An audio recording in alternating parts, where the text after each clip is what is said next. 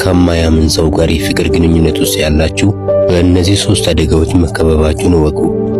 መልእክቱን ሳትጀምሩት ከ20 ጊዜ በላይ ኮፒ ሊንክ ሼር ላይክ አድርጉ። አንደኛ፣ እርግማን ውስጥ ናችሁ። ጌታ ኢየሱስ ክርስቶስን የማይወድ ቢኖር የተረገመ ይሁን።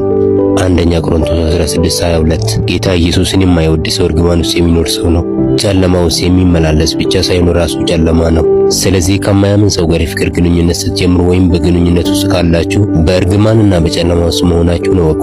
ጌታ ኢየሱስን ሳይወድላችሁ እናንተን እወዳለሁ የሚል ሰው በፍጹም አይወዳችሁም፣ አይጠቅማችሁም።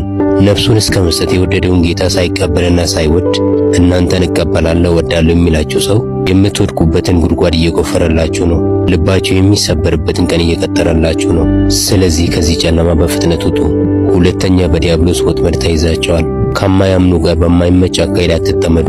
ሁለተኛ ቆሮንቶስ 6:14 የማያምን ሰው ልብ የዲያብሎስን ወጥመድ የተሸከመ እንጂ ፍቅርን የተሸከመ አይደለም። ዲያብሎስ በቀላሉ እናንተን ማጥመድ ከፈለገ በብዙ ዓላማዊ ወዳጆች እንድትከበቡ ያደርጋቸዋል። ይህ ሲሆን ትልቁ ዓላማው በልባችሁ የኢየሱስን ፍቅር በማቅለል በዚያ ሰው ስሜት እናንተን ማጥመድ ነው። ሶስተኛ፣ ወደ ጌታ አመጣዋለሁ። እግዚአብሔር በዚህ መንገድ ሰዎችን ወደ መንግስቱ አይጠራም።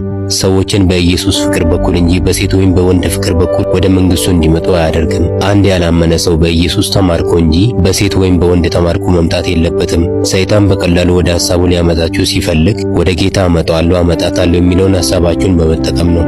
ኮሜንት ላይ እኔ በብርሃን ነኝ በማለት ጻፉ። በጌታ በኢየሱስም ብሩካን ናችሁ።